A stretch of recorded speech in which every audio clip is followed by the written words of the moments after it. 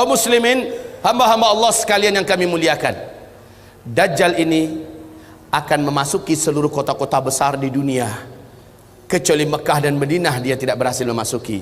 Kedua kota ini, baik fisiknya tidak bisa masuk ke Mekah Madinah, baik ilmu kekuatan sihirnya dan magicnya tidak bisa masuk ke dalam Mekah dan Madinah. Makanya salah satu kata Nabi, kalau kamu ingin selamat, kamu dengar Dajjal sudah keluar, segeralah hijrah, larilah ke Mekah atau ke Madinah. Jika tidak mampu, ada 5 langkah lain yang diperintahkan Nabi agar selamat dari Dajjal la'natullah alaih. Kaum muslimin yang kami muliakan, Dajjal ini bukanlah makhluk raksasa tinggi besar. Saya waktu di Sydney, saya malu mendengarkan jawaban seorang ustaz kondang di TV, acara live, ditanyakan oleh jamaahnya, apakah itu Dajjal? Oh, katanya, Dajjal itu adalah makhluk yang sangat tinggi besar. Kalau dia masukkan kakinya ke samudra laut yang paling dalam hanya semata kakinya. Waduh. Kalau dia ngomong di timur, yang di barat mampu mendengar suaranya. Kalau dia kencing di satu kota, banjir satu kota itu.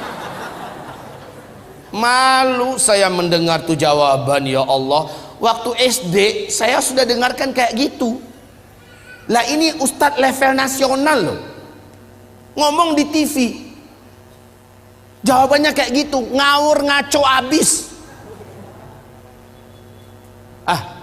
Lalu sebenarnya Dajjal ini siapa? Rasul mengatakan dia adalah anak keturunan Adam, tingginya seperti kamu dan lebih pendek sedikit, mukanya bulat, kedua bola matanya utuh ada, hanya yang sebelah kanan tertutup oleh lapisan dagingnya yang atas meleleh kemari menutupi, dan bagian tutupan ini lengket ke pipinya, dan ada bergelantungan macam jengger ayam sedikit, kayak dahak. Orang maaf ya, kayak orang kumpulkan dahak banyak-banyak lalu disemburkan ke mata orang ini lalu meleleh gitu. Seperti inilah melelehnya daging di atas. Ini akibat dukhan loh, akibat dukhan. Seluruh orang-orang kafir menjadi zombie-zombie berjalan, jelek-jelek semuanya. Baik kaum muslimin, kemudian kata Rasulullah, kedua bola matanya seperti mau keluar lepas dari tempatnya. Hanya karena ini sudah ketutup, nampak tonjolan itu jelas. Sementara matanya sebelah kiri sudah hampir lepas dari tempatnya. Warnanya hijau kaca. Warna kulitnya putih kemerah-merahan, putih pucat kemerah-merahan. Bibirnya tebal, rambutnya keribu. Rambutnya keribu, di sela-sela rambutnya yang keribu muncul rambut-rambut lurus seperti ijuk. Lehernya agak sedikit panjang, lebih panjang daripada kita, sedikit lebih panjang. Bahunya mereng, dadanya bidang, full daging, sekel. Rasulullah mengatakan bila ia berjalan, kamu akan melihat kedua mata kakinya saling berjauhan dan kedua jempol kakinya saling berdekatan. Udah kebayang? Seperti ini. Tapi kalau ketemu orang kayak gini jangan dibilang Dajjal.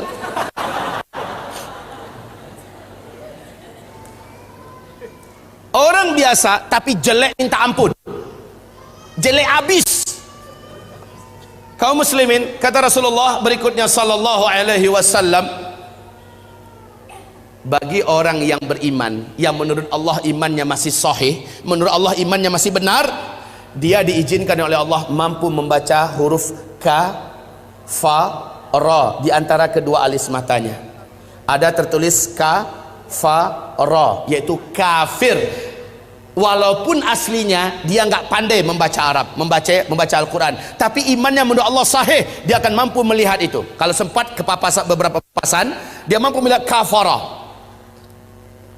Ibarat Allah yang kami muliakan, Rasulullah sallallahu alaihi wasallam bersabda, semua kemampuan yang jahat di bumi ini ada pada dia.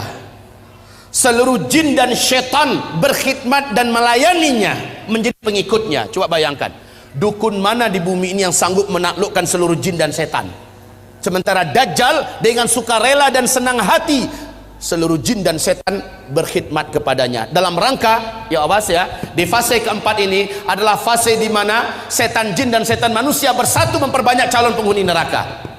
Di fase keempat ini, makanya ketika Dajjal muncul, ma baina khalqi Adam ila qiyamis sa'ah fitnatun akbar minad Dajjal. Sejak bumi ini Allah ciptakan, sejak Adam Allah ciptakan sampai hari kiamat, tidak ada fitnah yang lebih dahsyat, tidak ada fitnah yang lebih hebat, tidak ada fitnah yang lebih berat melebihi fitnahnya Dajjal. Maka berlindunglah kamu kepada Allah dari fitnah Masih Dajjal. Wallahi, kata Nabi, kalau saya hidup, saya yang akan membela kamu paling di depan. Tapi jika saya sudah tidak ada, setiap kamu harus bela dan jaga dirinya masing-masing. Dajjal memiliki kekuatan sihir yang tidak terbatas. Dajjal memiliki kemampuan dan hipnotis magic yang sangat-sangat berat, sehingga tidak ada yang mampu melawan Dajjal. Tidak ada. Ibarat Allah yang kami muliakan, Nabi perintahkan ketika kamu dengar Dajjal masuk ke kota-kota kamu, langsung sihirnya menyebar, yang menjadikan seluruh manusia yang juga sudah putus asa dengan beratnya beban hidup, dengan sukarela datang untuk menyongsong di mana titik Dajjal berada. Mereka berharap Dajjal bisa membagi-bagikan rezeki. Saat itu kata Rasulullah, wahai kaum lelaki, bawalah istri-istri kalian masuk ke rumah, ikat dia di dalam rumah, tambatkan dia di tiang-tiang rumah kamu. Carilah ibu-ibu kamu, bawa dia ke rumah, ikat kakinya, ikat tangannya, tambatkan dia di tiang-tiang di dalam rumah. Carilah anak-anak gadis kamu, selamatkanlah wanita-wanita kamu, karena sesungguhnya yang paling banyak sujud menyembah Dajjal ketika Dajjal masuk ke kota-kota di bumi ini adalah kaum wanita. Mereka yang paling banyak menyembah Dajjal. Dan kata Rasulullah, siapa yang sempat menyembah Dajjal, maka sampai dia menghembuskan nafas terakhirnya, dia tidak akan pernah lagi beriman kepada Allah, dan dia akan kekal di neraka selama-lamanya. Maka ibu-ibu, pantas kalau Nabi memperingatkan umatnya berulang-ulang, berlindunglah dari Dajjal, berlindunglah dari Dajjal, berlindunglah dari Dajjal. Seluruh dukun satu bumi, seluruh ahli-ahli sihir satu bumi akan sujud menyembah Dajjal. Dengan sihirnya, Dajjal menunjuk ke arah langit. Maka dalam pandangan mata manusia, awan berkumpul berarak dari mana-mana, padahal sudah sekian tahun awan tidak ada di langit. Lalu menurunkan air hujan, padahal hanya Tuhan yang mampu melakukan itu. Dengan telunjuknya, Dajjal menunjuk ke arah tanah yang gersang dan tandus, maka tanah itu seperti memperlihatkan rumput-rumput hijau pun muncul, air sungai mengalir. Dengan sihirnya Dajjal, dia menunjuk ke arah kuburan yang ada, maka seluruh yang pernah mati dan ada di kuburan itu bangkit, hidup dalam keadaan utuh, manusia yang utuh seperti masih hidup dulu, dan langsung berjumpa sang ayah dengan anak, anakku, mak dengan anak, anakku, suami dengan istri, istriku, padahal mereka sudah mati. Ternyata terbongkar rahasianya. Rasul mengatakan itu seluruhnya bukanlah orang yang sudah mati, tapi jin-jin dan setan-setan yang menjelma menjadi orang yang dulu pernah hidup, agar menipu orang-orang yang masih hidup ini. Lalu mereka berkata, inilah Tuhan kita yang telah menghidupkan kami kembali. Akhirnya manusia sujud kepadanya. Sungguh sangat dahsyat, Pak.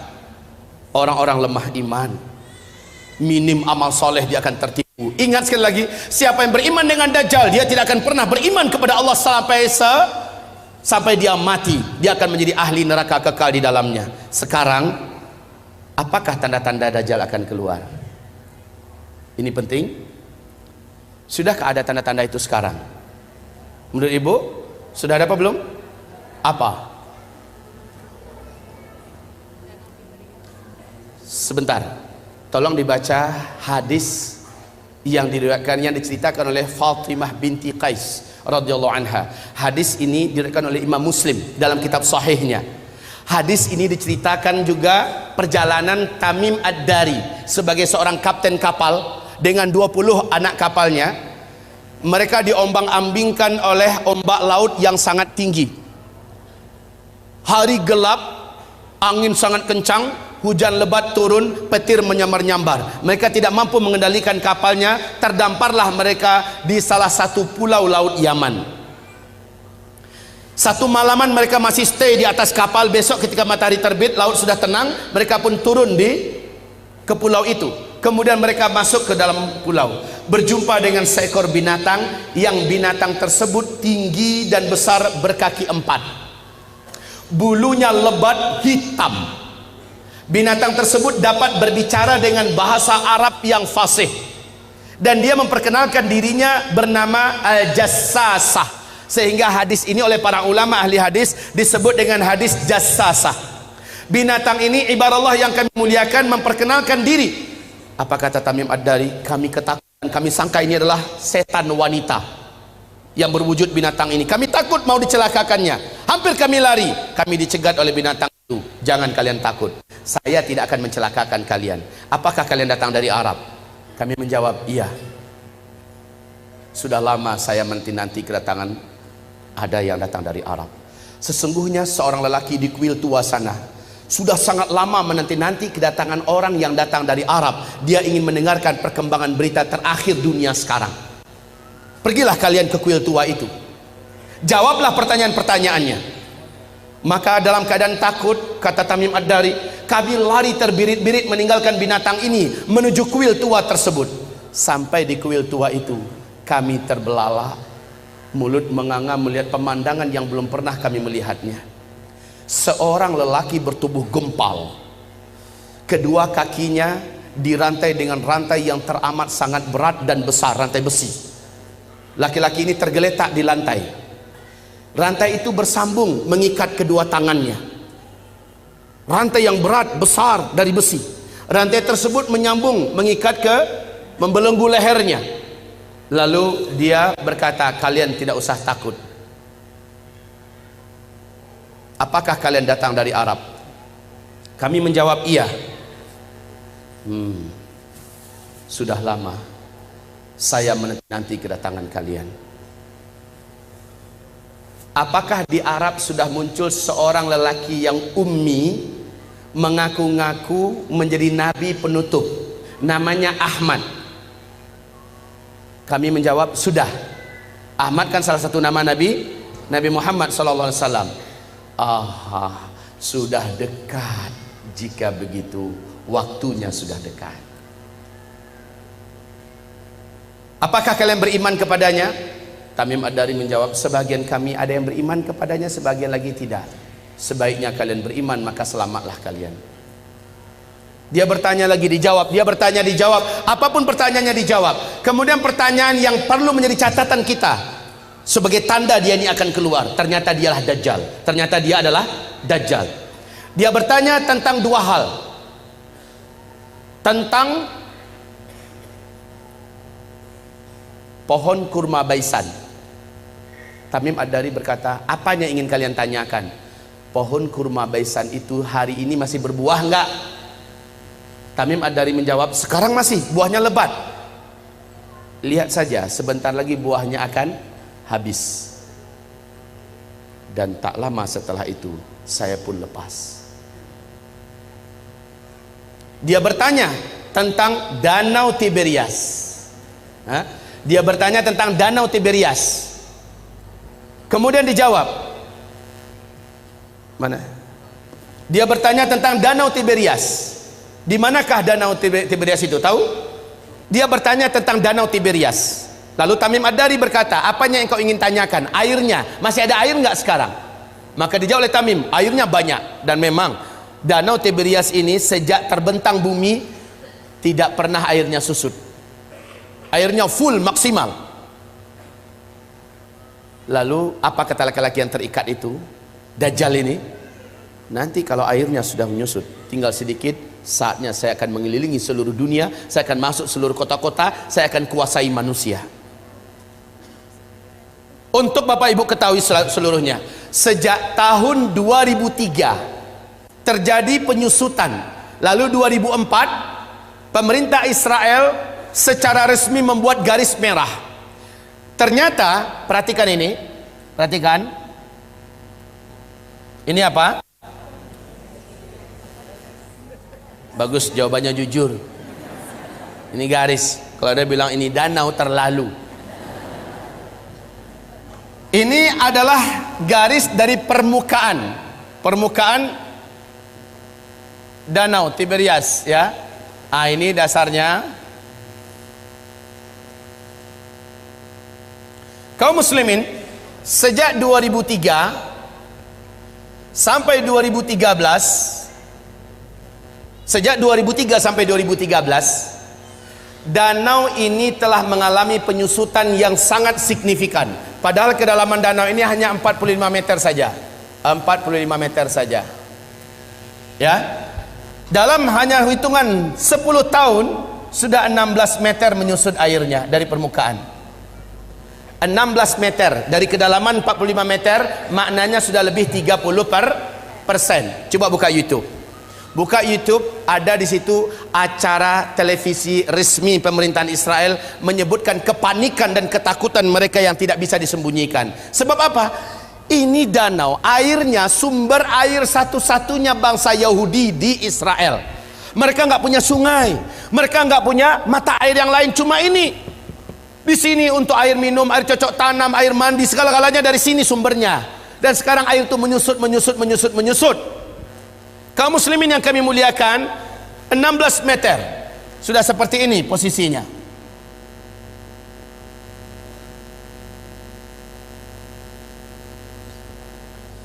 Tahun 2015 akhir 2015, bahagian yang paling menonjol dari danau ini sudah muncul seperti pulau-pulau kecil. Kelihatan seperti pulau-pulau kecil di atas permukaan danau.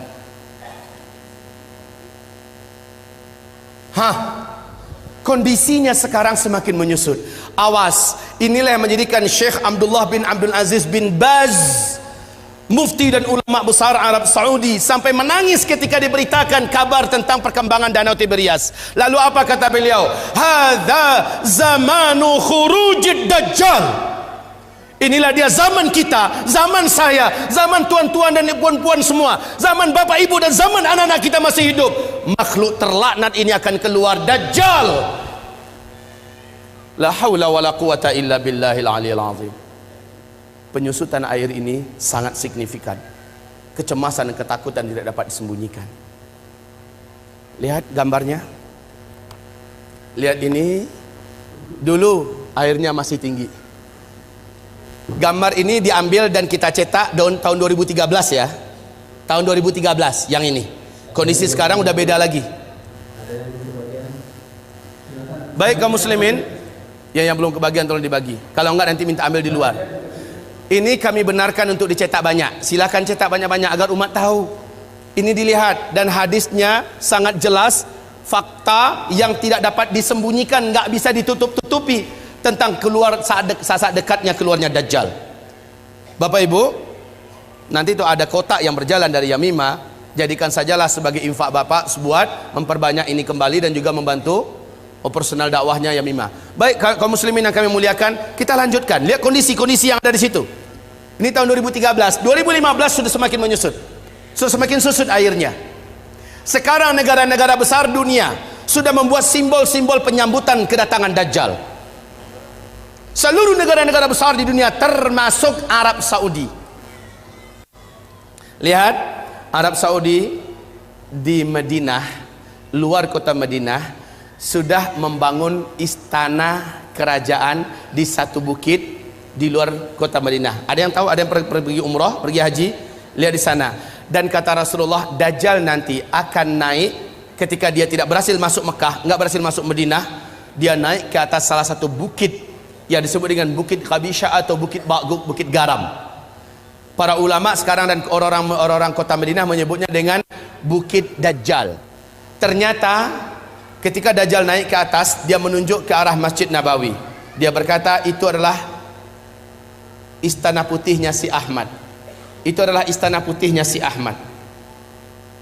Ini hadis Rasulullah. Dajjal naik ke atas bukit itu dan menunjuk ke Masjid Nabawi dan berkata itulah istana putihnya si Ahmad. Dalam keadaan geram, dia hantarkan kakinya 3 kali di atas bukit itu. Maka satu kota Madinah gempa. Akhirnya seluruh orang munafik keluar, orang-orang musyrik keluar dari Madinah dan bergabung dengan Dajjal. Itulah hari bersihnya Madinah dari kaum munafikin dan musyrikin. Kaum muslimin, istana putihnya Muhammad. Ketika Nabi melafazkan hadis itu, Masjid Nabawi macam apa bentuknya?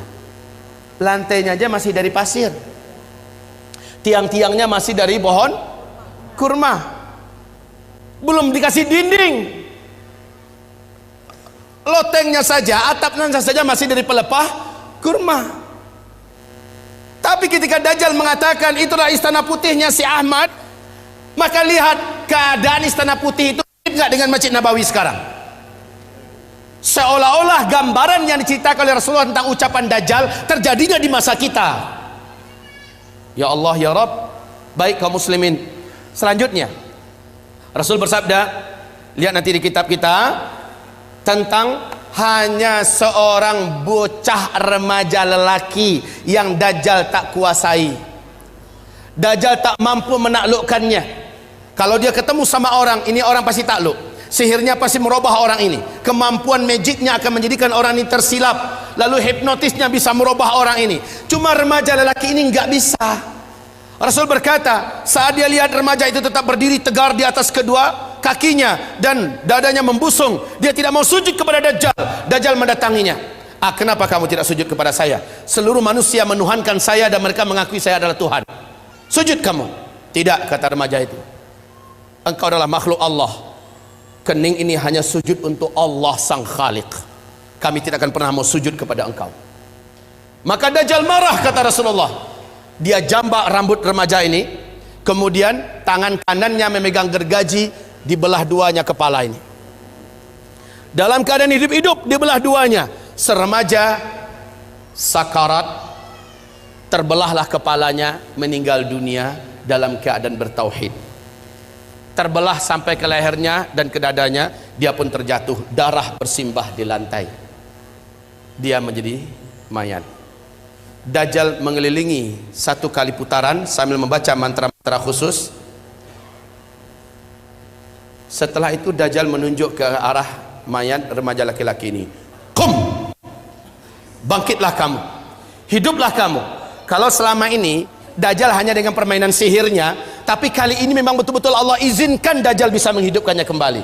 Dan Allah izinkan tubuh yang tadi terbelah kembali bertaut. Bukan ilmu rawa rontek ya.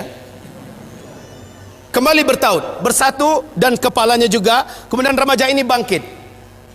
Bangkit, darah yang tadi di lantai masih bergenang. Tubuh yang tadi berlumuran darah masih saja basah dengan lumuran darah. Tapi remaja ini sudah utuh dan dia berdiri seperti awal. Dajjal bertepuk dada dengan sangat bangga memperlihatkan kepada pengikutnya, kalian lihat semua, saya sudah matikan dia dan saya sudah hidupkan di depan mata kalian semua. Makin mantap iman mereka. Sementara si remaja ini lain lagi. Loh, ente kenapa masih belum sujud pada saya? Saya sudah buktikan pada ente, saya adalah Tuhan ente. Sujud, kata Dajjal. Sorry Jal. Justru dengan yang kamu lakukan pada saya sekarang, makin memantapkan iman saya. Kamu asli Dajjal. Saya baca hadis Rasulullah, Dajjal akan membunuh seorang lelaki yang tidak mau, seorang remaja lelaki yang tidak mau tunduk kepadanya, kemudian menghidupkannya kembali. Tapi ada lanjutan dari hadis Nabi, ente tak akan mampu lagi membunuh saya kali kedua. Dan sejak hari ini ente tak akan mampu membunuh siapapun saja manusia. Kemampuan ente sudah diangkat oleh Allah. Hai manusia, sadarlah kalian, ini Dajjal. Dajjal marah, ingin membunuhnya kembali, memang hilang kemampuannya. Nah kaum muslimin, hamba-hamba Allah yang kami muliakan, remaja lelaki. Remaja lelaki. Dalam ilmu sosial, hitungan remaja itu usianya, ilmu sosial loh ya, belasan tahun Pak. 12, 13, 14, 15, 16. Ada yang berselisih di usia 17. Ini usia remaja dalam hitungan ilmu sosial. Bapak Ibu dengar tidak berita yang mengguncang dunia Arab, sampai seluruh TV-TV Arab memuat berita ini yang masih ada di YouTube. Wawancara eksklusif yang disebarkan di televisi-televisi Arab, yang saya tonton langsung adalah di Qatar TV, bahwa masuk tahun ke-13 sekarang, telah lahir seorang bocah atau bayi laki-laki di Palestina. Bayi ini dapat berbicara dengan bahasa Arab Fusha 1 kali sebaik dia baru saja keluar, baru saja lahir dia berbicara. Habis itu dia normal seperti bayi-bayi pada umumnya. Apa kata bayi laki-laki ini? Berbicara dengan bahasa Arab yang fasih. Dia berkata, tolong terjemahkan kalau ada yang tahu. Ana rajulun sayaqtuluni dajjal wala yaqtulu ba'di ahadan abada au kama qala. Ada yang bisa menerjemahkan? Hah? Bilang saja enggak ya. Oke, sama-sama kita terjemahkan. Ana apa? Itu bisa. Rajulun, seorang lelaki. Sayaqtuluni dajjal, yang nanti akan dibunuh oleh dajjal. Wala yaqtulu ba'di ahadan abada. Setelah saya, dajjal tak sanggup membunuh siapapun saja lagi selama-lamanya. Kemudian dia normal menjadi lelaki, bayi pada umumnya. Jika berita ini betul-betul terjadi, kalau beritanya benar, saya sudah menyaksikan sendiri di TV-TV Arab, pernah di YouTube juga masih ada disimpan, filenya masih bisa kita tonton Pak ya. Cuma jika berita ini benar, semakin menguatkan bahwa Dajjal memang sudah saatnya keluar. Yang sangat menakjubkan, Dajjal nanti akan keluar, kata Rasulullah SAW, di tengah-tengah kaum Yahudi Asbahan. Asbahan ini di mana? Iran. Asbahan ini adalah Iran. Dajjal akan keluar di tengah-tengah Yahudi Asbahan, dan bersamanya ada 70.000 tentara elitnya Dajjal dari Yahudi Asbahan. Berita untuk Bapak Ibu semua sekarang terbaru bahwa di Asbahan sudah terkumpul 70 lelaki yang tegap-tegap, muda-muda dengan pakaian khas Yahudi, dan mereka sudah membuat senjata-senjata manual dari besi-besi terbaik di dunia berjumlah 70.000 orang. Kondisi ini makin menguatkan keyakinan kita memang Dajjal sudah sangat dekat. Oke, kalau berita tentang bayi yang di Palestina bisa jadi itu di karang-karang, anggaplah, walaupun ini yang diwawancarai adalah tokoh-tokoh masyarakat Palestina, para masyayikh, syekh-syekh, orang-orang tua di sana, ditanya mereka seluruhnya, mereka membenarkan kejadian itu, dan bayi ini disembunyikan, disimpan, dan sekarang usianya berarti sudah belasan tahun. Jika ini hak, jika ini benar, maka semakin menguatkan. Jika ini bohong, palsu, bisa jadi ya, bisa jadi ini di karang-karang. Tapi siapa yang dapat menyembunyikan fakta Danau Tiberias? Apa yang dapat menyembunyikan dan menutup-nutupi fakta mengeringnya Danau Tiberias di Israel hari ini? Siapa yang dapat menyembunyikan fakta berhentinya berbuah kebun kurma Baisan yang selama ini tidak pernah berhenti berbuah? Hari ini sudah. Subhanallah. Kaum muslimin, sangat dekat Dajjal ini akan keluar. Dajjal berapa lama? Enggak lama. Kata Rasulullah hanya 40 hari. Setelah dia lepas, dia hanya berumur 40 hari. Satu harinya yang pertama kamu hitung 1 tahun. Satu hari kedua kamu hitung 1 bulan. Satu hari ketiga kamu hitung 1 minggu. Hari-hari yang tersisa yaitu 37 sama dengan hari-hari kamu biasa. Maka kalau ditotal setahun 2 bulan 2 minggu saja, Dajjal pun habis. Siapa yang menghabisinya? Inilah tanda besar kiamat yang ketiga. Jadi sangat dekat ya. Dajjal itu hanya sebentar. Yang ketiga adalah turunnya Nabi Isa alaihi salam. Turunnya Nabi Isa alaihi salam. Di mana turunnya? Di Suriah, di Damaskus, di Masjid Putih yang ada menara putihnya. Dan menurut Syekh Al-Hafiz Ibnu Katsir, dianya adalah di Masjid Jami' Amawi, masjid peninggalan dinasti Bani Amawiyah yang ada menara putihnya, dan itu di Damaskus. Masjid itu sampai hari ini masih utuh, menaranya masih oke. Allahu Akbar. Jadi Nabi Isa turun nanti di Masjid Jami' Amawi, bukan Isa Habibullah yang di Jombang. Ngaku-ngaku Nabi Isa. Kalau ngaku Nabi Isa, tolong suruh cari Dajjal, karena kerjaan Isa yang pertama membunuh Dajjal. Nah ini kaum muslimin, ketika Isa turun, khalas. Perlu diingat, Al-Mahdi terkepung. Al-Mahdi itu, ini Al-Mahdi kan menjadi raja, menjadi khalifah di sini. Dia keluar setelah Dukhan. Ini Al-Mahdi. Dari sini Al-Mahdi menyatukan dan memimpin seluruh umat Islam sedunia menghadapi hari-hari berat sampai dia ditolong dan dikuatkan oleh Isa alaihissalam. Lalu setelah melewati fase tanda besar kiamat yang keempat, masuklah masa-masa aman. Al-Mahdi menjadi khalifah di sini. Jadi kaum muslimin yang kami muliakan, Al-Mahdi sedang dikepung oleh Dajjal. Dajjal sudah selesai menaklukkan seluruh dunia. Dajjal sudah selesai memurtadkan banyak manusia.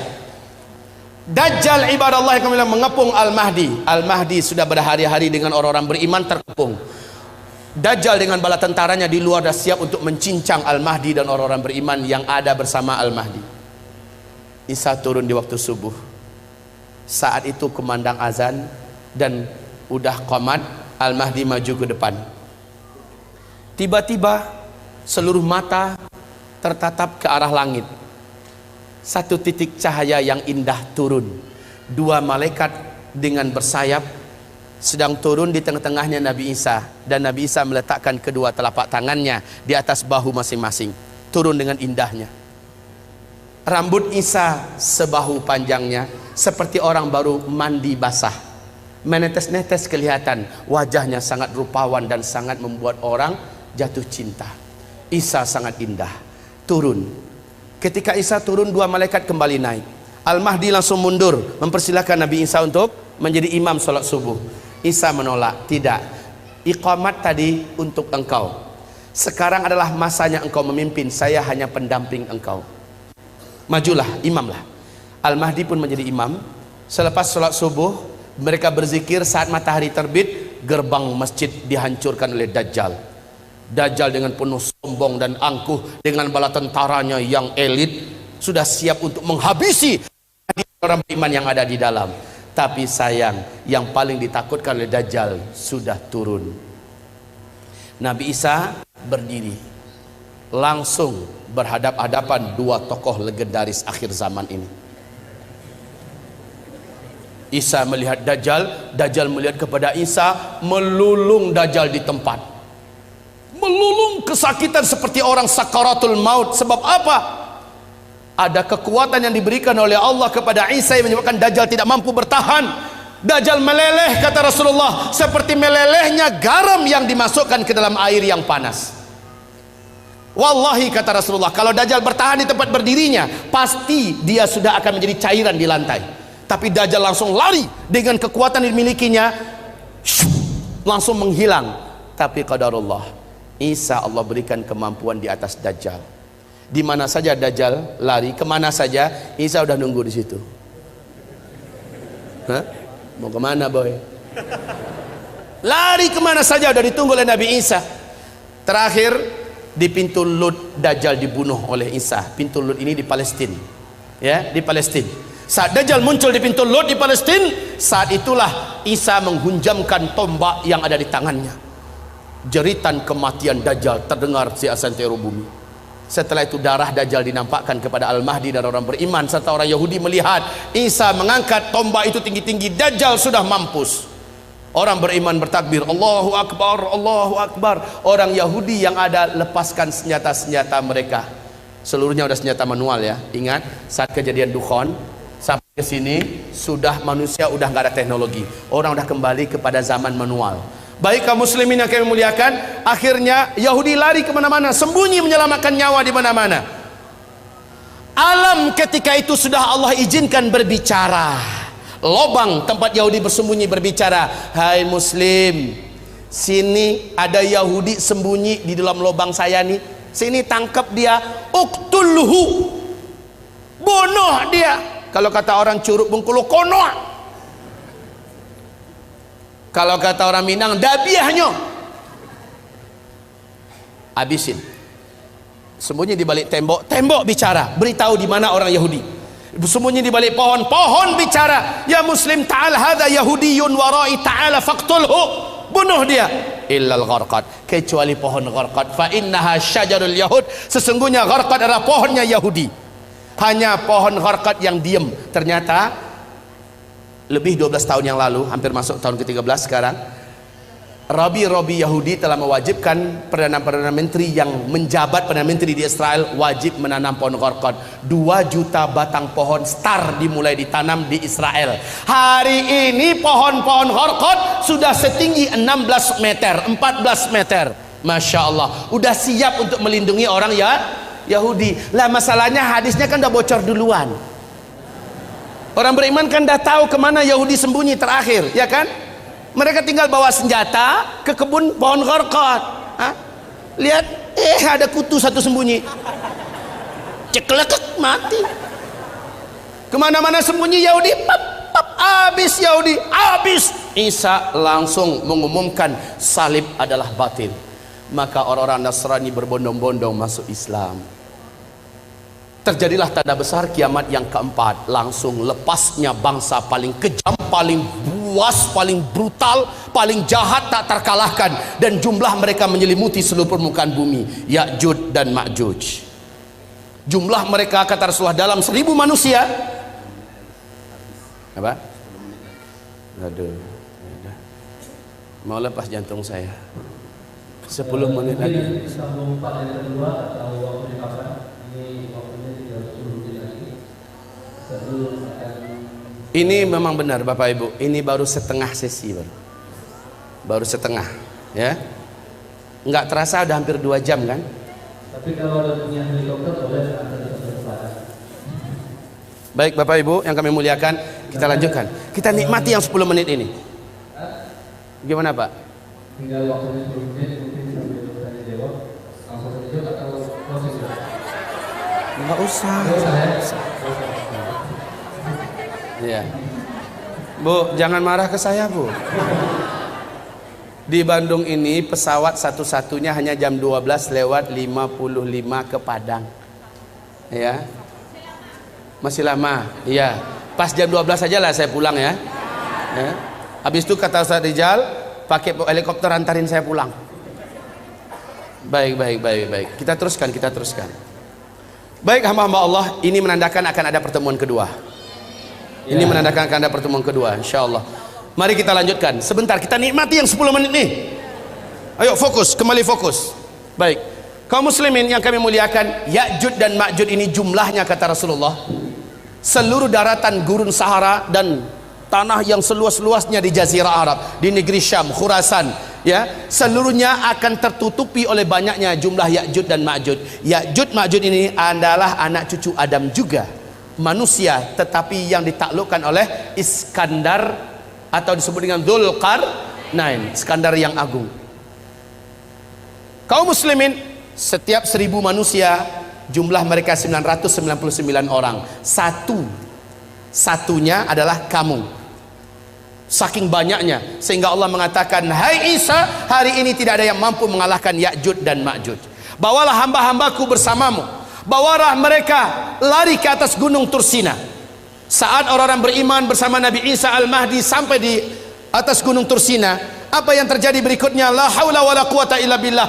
Allah gaibkan mereka dari jangkauan Ya'juj dan Ma'juj.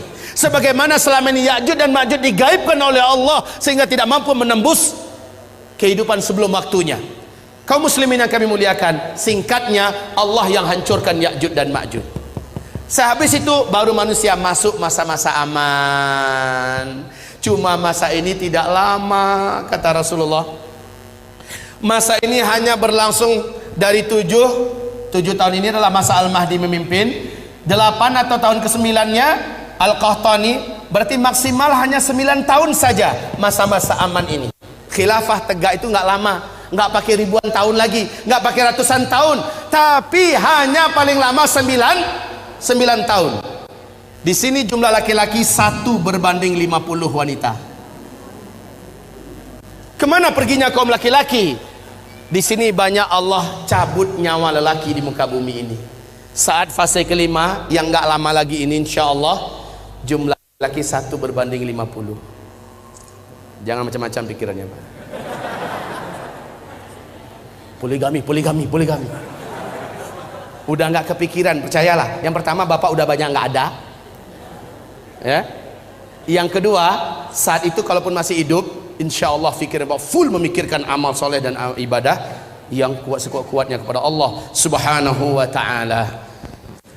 Ibarat Allah yang kami muliakan, ini dah 10 tanda besar kiamat. Oh ya, yang ketujuh belum ya? Ini Ya'juj dan Ma'juj. Ya'juj dan Ma'juj. Saya singkatkan, di sini tanda besar kiamat yang kelima, yaitu matahari terbit dari sebelah barat. Kemudian yang keenam, keluarnya binatang raksasa dari dalam perut bumi yang Allah ceritakan dalam Al-Quran. Binatang ini Allah sebut dengan sebutan Dabbatul Ardi. Berkaki banyak, bertangan banyak, dapat berbicara dengan manusia, membawa cincin Nabi Sulaiman, tongkat Nabi Musa. Binatang ini muncul di 3 tempat yang berbeda di muka bumi di waktu yang berbeda-beda, memberi tanda kepada manusia yang masih hidup. Yang beriman akan dibuatnya bercahaya bersih wajahnya dan terang benderang, sementara orang kafir dibuatnya wajahnya menjadi gelap, hitam dan buruk rupanya. Lalu binatang itu kembali tenggelam. Barulah setelah itu tanda besar kiamat yang ketujuh, bertiup angin lembut kematian dari timur, atau dalam hadis Nabi mengatakan dari negeri Yaman, ya. Angin lembut kematian, saya singkat saja, ALK, angin lembut kematian. Yang wafat oleh angin ini hanyalah orang yang beriman saja, walaupun imannya seujung kuku, kata Nabi. Dia hanya kenal dengan Allah dan percaya Allah itu ada, maka dia akan dijemput oleh angin ini. Saat dia tersentuh oleh angin tersebut, walaupun dia di dalam gua, walaupun dia di atas gunung, ada di lembah, ada di pulau, angin tersebut akan sampai ke sana. Saat terhirup olehnya angin itu, saat tersentuh dia oleh angin itu, dia pun tergeletak di tempat, meninggal di situ. Serentak satu muka bumi, umat Nabi Muhammad meninggal dunia. Inilah tanda besar kiamat yang ketujuh. Tanda besar kiamat yang ke-8, 9, 10, insya Allah sudah tidak ada lagi orang Islam yang menyaksikannya. Maknanya kiamat besar, kehancuran alam semesta tidak akan pernah disaksikan oleh umat Islam, alhamdulillah, kecuali orang Islam yang gagal menyelamatkan imannya ketika Dajjal keluar. Peluang ini akan ditemukan, mungkin ada. Apa tanda besar kiamat yang ke-8? Yaitu tenggelamnya seluruh daratan bumi di sebelah timur, Australia, New Zealand, Indonesia, Malaysia, Brunei, Singapura, Thailand, Filipina, Jepang, China, India, Pakistan, yang seluruh negeri Asia Tengah, bahkan Rusia, tenggelam seluruhnya masuk ke dalam bumi. Tanda besar kiamat yang ke-9 langsung menyusul, seluruh daratan bumi sebelah barat tenggelam masuk ke dalam laut, yaitu Brasilia, Amerika Serikat seluruhnya, Afrika, Eropa, ya, seluruhnya, Suriname tenggelam masuk ke dalam laut. Yang tersisa adalah satu ketul bumi, ya. Yang tersisa adalah satu daratan bumi yang ada di timur tengah. Nah, inilah dia, Jazirah Arab dengan Syam. Hanya ini yang tersisa. Jazirah Arab ini adalah Yaman. Ini adalah Yaman, daratan paling bawahnya. Kata Rasulullah, tanda besar kiamat yang ke-10 adalah dari daratan negeri Yaman, dari dalam perut buminya muncul api yang teramat sangat besar dan kuat, panas setinggi-tinggi gunung, dan paling rendah itu setinggi bukit. Api ini muncul yang menyebabkan orang-orang yang masih hidup di daerah ini kepanasan, dan seolah api ini akan mengejar mereka. Mereka lari sekencang-kencangnya menuju ke Syam. Saat seluruh manusia sudah bersatu dan berkumpul seluruhnya di negeri Syam, barulah malaikat Israfil meniup sangkakala yang pertama. Kiamat besar dimulai. Untuk pemberitahuan kepada Bapak Ibu, buka YouTube, lihat di Yaman hari ini sudah ada satu fenomena alam yang menakjubkan dan menakutkan. Sudah ada satu kawasan area yang panas seperti di Sidori, seperti lumpur Sidoarjo, panas, tapi bukan lumpur yang keluar. Saat didekati oleh para pakar dan ahli bumi, ditemukan banyak lubang-lubang dan rekahan tanah. Dilihat dari dekat, ternyata di dalam lubang itu ditemukan gelombang tekanan api yang lahap-melahap antar sesuatu dengan yang lain. Sudah mulai Allah lakukan start pemanasan, isyarat bagi manusia udah dekat loh. Tanda ke-10 kiamat, tanda besar kiamat ke-10, sudah Allah nampakkan isyaratnya sekarang. Memang belum keluar apinya, tetapi sudah ditemukan sumber energi api itu.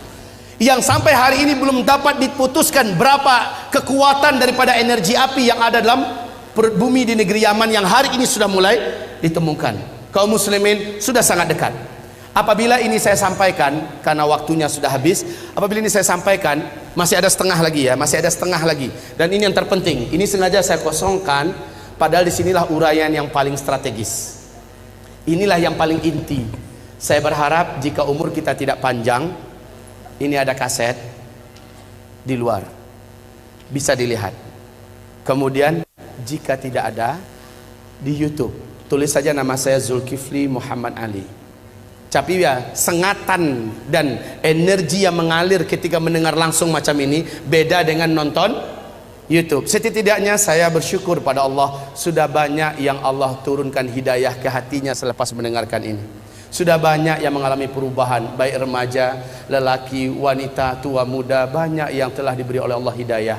Kaum muslimin, saya menyampaikan ini bukan untuk membuat semangat hidup bapak ibu jadi kendor, pulang-pulang udah kayak gini bahunya. Bukan, saya ingin setelah mendengarkan ini bersikaplah seperti para sahabat. Sahabat setelah mendengarkan uraian akhir zaman dari Rasulullah, mereka bersikap sangat menakjubkan. Kalau begitu, waktu sudah tidak lama lagi tersedia. Umur saya yang ada juga sudah tidak lama lagi ada. Maka dengan waktu yang masih hidup ini, keadaannya masih aman ini, saya akan pastikan saya harus banyak amalnya, harus berat timbangan amal soleh saya di akhirat. Apalagi bapak ibu yang akan menghadapi huru hara yang teramat sangat berat. Orang yang beriman yang amal solehnya banyak, Allah yang akan selamat ketika Dajjal keluar. Hanya orang beriman yang amal solehnya yang kuat yang akan diselamatkan oleh Allah. Ketika dukhon terjadi, hanya orang beriman yang beramal soleh lah yang diselamatkan oleh Allah Subhanahu Wa Taala. Banyak petaka-petaka menjelang ini yang belum saya uraikan sekarang. Hanya orang beriman yang beramal soleh. Wahai tuan-tuan yang mulia, wahai bapak ibu sekalian yang saya cintai, mendengarkan uraian ini bertekadlah saya harus berubah. Saya harus menjadi lelaki yang lebih soleh, suami yang lebih bertanggung jawab, orang bekerja yang lebih jujur dan lebih amanah. Jangan sampai mendengarkan pengajian ini langsung buat resign, surat pengunduran diri, mengingat, menimbang dan memutuskan. Jangan, justru dirubah. Semua yang dijalani dalam hidup ini teruskan, tapi mindsetnya dirubah. Hayya 'alas shalah. Dimanapun berada, jika Allah memanggil, kecilkan semua yang lain. Menujulah ke masjid berjamaah salat 5 waktu. Al-Quran, akrabkan diri, bacalah Al-Quran. Kalau ketika Al-Qurannya ada, kalau tidak yang hafal di mulut, sering-seringkan membacanya.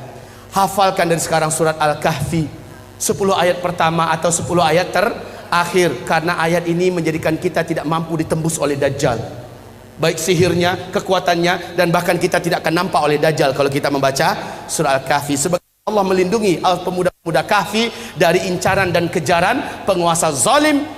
Allah lindungi mereka, makanya dijadikan surah Al-Kahfi surat yang harus dihafal.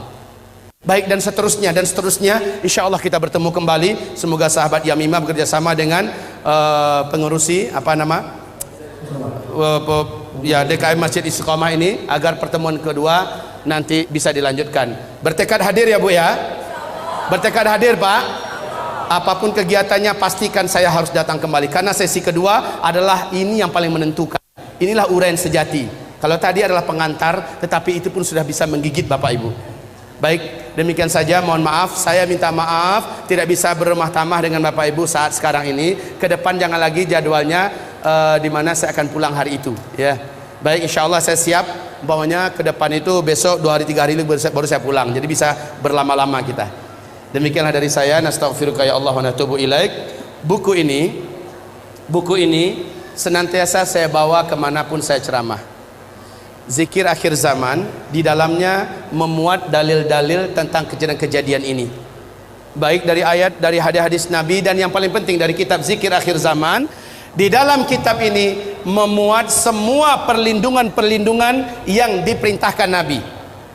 Ketika terjadi dukhon, kamu amalkan ini dan segera baca ini.